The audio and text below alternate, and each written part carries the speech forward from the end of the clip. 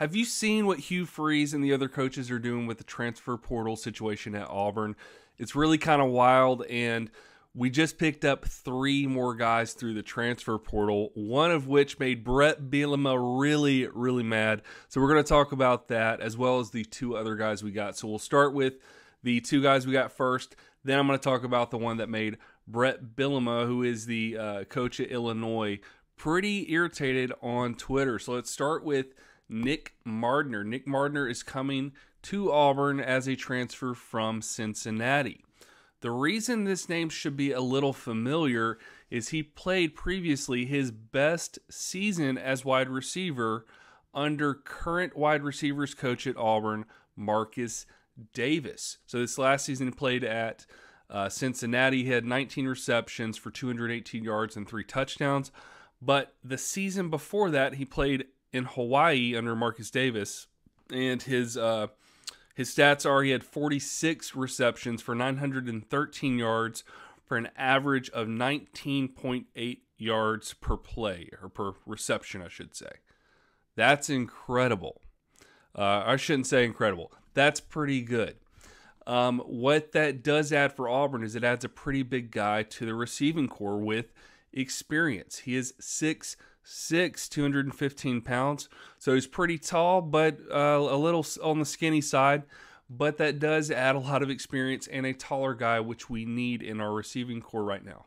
So that's big news. The next guy we added is a running back. This really, the addition of Brian Batty, I'm probably saying that wrong, but Brian Batty really rounds out our receiving corps. I just said that. Our running back room. It really rounds out our running back room because he's going to fill, I think, like a Sean Shivers kind of role.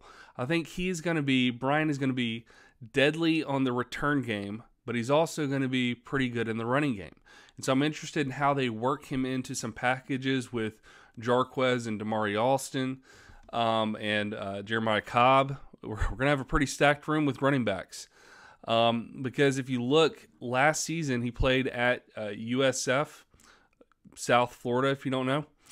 He had 176 attempts for 1,186 yards. So he is a 1,000-yard rusher. He played 3 years at South Florida. I think they're all at South Florida. He's got 3 years of experience. And so he's not a big guy, but he adds something different to our running back room than what we have right now. And I think the experience is going to be very appreciated by this new coaching staff. The final player we added is, it's the most interesting one to me, mainly because it caused a little bit of controversy. We also added a center with experience. Where I told you last year I was worried the most was our offensive line.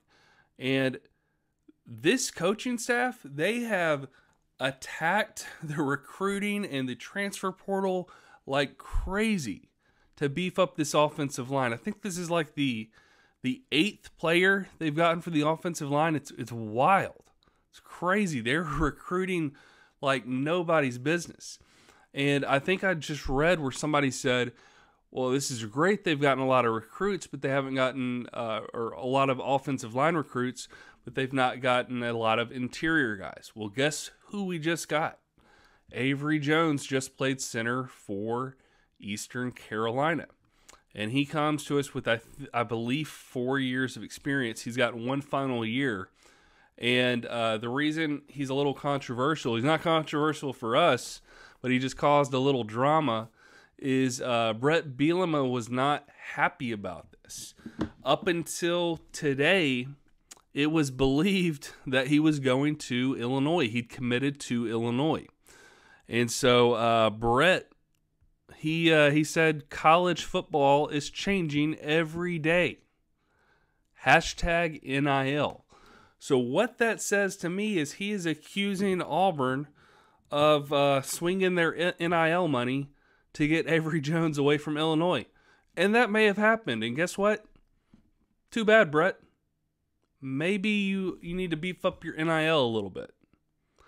But overall, this has just been an entirely different experience than what we're used to in the recruiting front and in the transfer portal.